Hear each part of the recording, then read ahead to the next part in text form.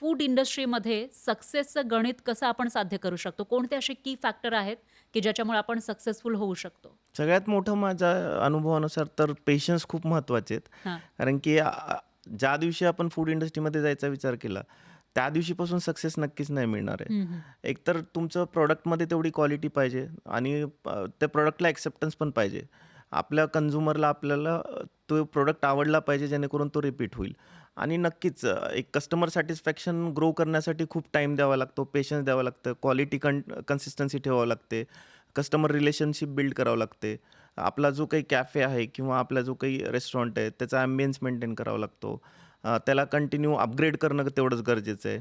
आणि ह्या सगळ्या जसं गोष्टी करत राहतील, तसं-तसं ते ॲक्चुअली ग्रो होतो. हं, हं. नाहीतर तेवढेच चॅलेंजेस येतात, की आपण आजच्या एक कुठलंही कॅफे चालू केलं, रेस्टॉरंट चालू केलं, विदिन टाईम आपण चांगलं मेंटेन केलं. पण ते लाँग टर्म मेंटेन होणं तेवढंच गरजेचं हं, आहे. हं, हं. Including service, staff, products, quality ह्या सगळ्या गोष्टी खूप इम्पोर्टंट आहेत त्याच्यासाठी.